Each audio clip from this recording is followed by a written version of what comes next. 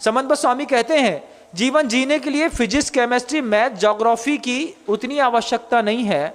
जीवन जिन चीज़ों से जिया जाता है उसके तो मूल्य ही अलग है। क्या है वो चीज़ें जिसको एक व्यक्ति पूरी जिंदगी जीने के बाद भी अपने आप को अधूरा महसूस करता है? एक अच्छे धर्मात्मा के जीवन में, एक अच्छे व्यक्ति या व्यक्तित्व के जीवन में क्या किस चीज़ की आवश्यकता होती है?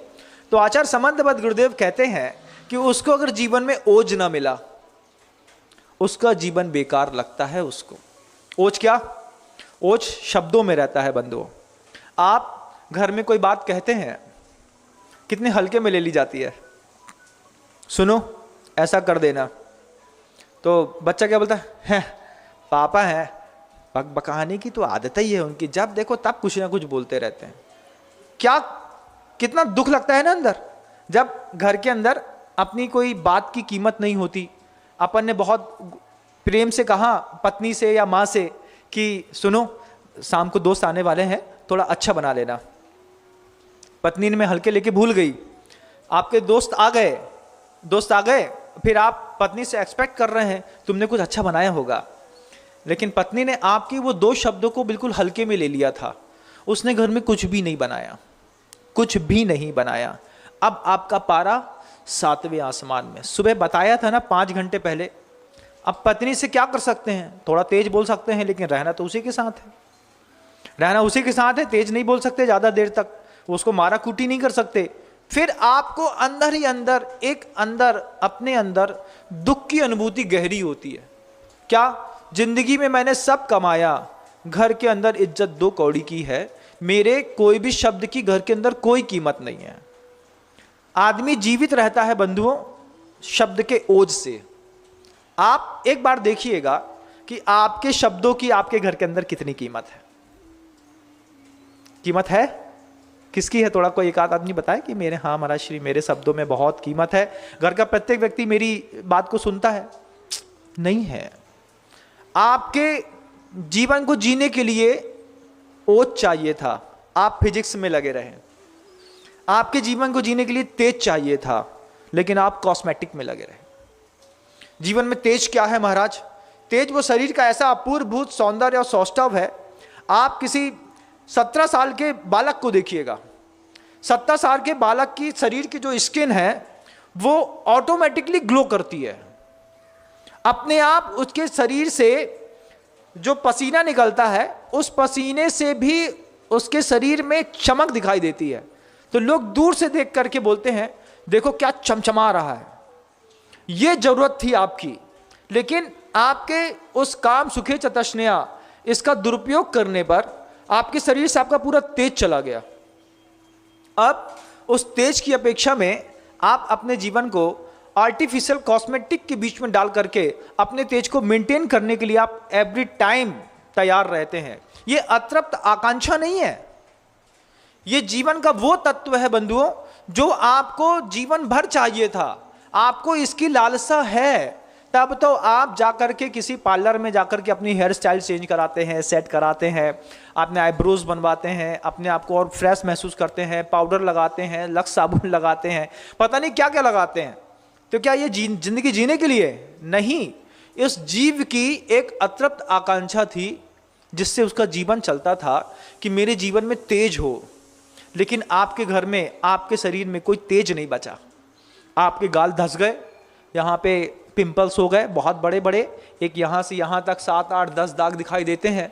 आप क्या करें महाराज? एक पहले प्रीमियर मारते हैं, फिर फाउंडेशन मारते हैं, फिर A40 मारते हैं, फिर 9 to 5 मारते हैं, तब जा करके जब 8-10 पेंट शरीर में पड़ जाता है, तब जा करके फिर हमारा ग्लो दिखाई देता है। तब लोग बोलते हैं क्या तेज है। वो तेज सिर्फ जो चेहरा दिखाता है वो जानता है, अंदर से हम शून्य में खड़े हैं। वो गया कैसे जीवन से? शरीर से वो रौनक रंगत कैसे चली गई? और वही रौनक और रंगत गुरुदेव के एक एक अंग से कैसे झलकती है, आप देखिएगा।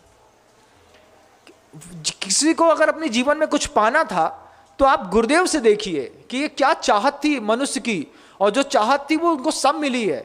हर एक शब्द के गुरुदेव की कीमत है, एक एक शब्द की। कोई उनके किसी भी शब्द की अवहेलना नहीं करता। हर एक शब्द को सिरोधार्य करता है। आपके हर एक शब्द की घर के अंदर अवहेलना होती है।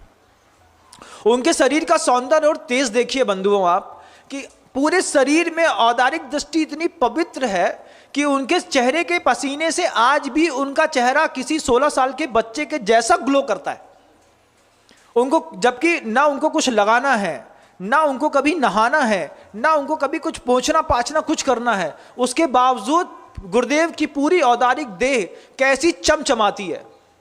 जितना आप लैक्मे का फाउंडेशन 95 लगा करके अपने आप को नहीं चमचमा पाते, उतना गुरुदेव का प्रत्येक अंग चमचमाता है। यह मनुष्य के जीवन की आवश्यकता थी, इसका भी एक अंदर भाव था। लेकिन उसकी तरफ न जाकर के हम अपने बच्चे को फिजिक्स केमिस्ट्री मैथ में बेचारे को फंसा के बैठ गए। वो फंसा है बेचारा, परेशान होता है, काम कमारा, तुमने उसको वहां पे लगा दिया, क्या मिल रहा है? सोचो आप, आपके बच्चे को सबसे पहले आप अपने बच्चे को एक बार माता पिता को आत्ममंथन करके उसको टटोल लेना चाहिए कि हमारे बच्चे का बौद्धिक स्तर कितना है। हमारा बच्चा 99% लेकर के आने वाला है, हमारा बच्चा 70% लेकर के आने वाला है, हमारा बच्चा 30% वाला है, हमारा बच्चा 35% वाला है कि 20% वाला है। एक बार माता पिता बच्चे का ऑब्जर्वेशन तो कर लो, क्योंकि माता पिता हैं, पारखी नजरें हैं। ऑब्जर्वेशन करने के बाद बच्चे को छूट दे दो, बेटा 3rd डिवीजन भी आए तो चलेगा लेकिन फेल नहीं होना। जब आप ऐसी छूट दे देते हैं बच्चे का डेवलपमेंट शुरू हो जाता है। लेकिन आपने ऐसी छूट नहीं दी, आपने पकड़ तो लिया कि हमारा बच्चा 35% को लेकर के एवरेज है, लेकिन आपने उसको नॉन एवरेज स्कूल में भेज दिया, आपने उसको भुवंस में भेज दिया, आपने उसको बहुत अच्छे किसी और सेंट्रल पॉइंट में भेज दिया, आपने क्राइस्ट चर्च में भेज दिया, किसी भी बड़े स्कूल में जॉय में भेज दिया, और भेज करके माता पिता उस अतृप्त आकांक्षाओं की दौड़ में अपने बच्चे को घुसा दिए कि 35% का बच्चा था, मास्टर 100% ला के देगा। जब अंदर इनपुट में कुछ है ही नहीं तो आउटपुट कैसे निकलेगा? आप खुद बताइए ना। सबसे पहले आप अपने बच्चे का ऑब्जर्वेशन कर लेते, फिर जीवन कितना अच्छा होता। लेकिन हमने अपने बच्चे का गलत ऑब्जर्वेशन किया, पैसे के दम पे हमने नाम कमाने की सोची और अपने बच्चे के चेहरे से पूरा तेज गायब करा दिया। उसके अधिकारी माता पिता ही हैं बंधु। कितना मेंटल फ्रस्ट्रेशन रहता है जब बच्चा 1.5 नंबर कम लाता है। तब आप देखिएगा कि 10+2 के जब भी रिजल्ट खुलते हैं, पूरे के पूरे पुलिस प्रशासन को हर किसी नदी में तालाब में अपने आदमी खड़े करने वाले पड़ते हैं कि आज 12वीं का रिजल्ट खुला है, पता नहीं कितने लोग आत्महत्या करने के लिए आएंगे। उनको आत्महत्या करने के लिए रिजल्ट ने प्रेरित नहीं किया, आप उसको लगातार 10 साल से प्रेरित कर रहे हैं, बढ़ो बढ़ो बढ़ो, आगे बढ़ो आगे बढ़ो, और पढ़ो और पढ़ो और पढ़ो। आपने इतना धक्का मारा है, बेचारा आपके माता पिता के धक्के खा खा के जब 12वीं में सिर्फ 3% से बच गया तो उसने सीधे सुसाइड कर ली।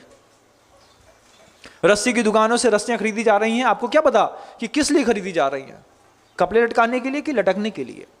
तो 12वीं का जब रिजल्ट खुलना होता है तब प्रशासन इतना चौकन्ना रहता है कि भैया रस्सी वाले से भी पूछ लो कौन कहां से क्या कैसा लेके जा रहा है।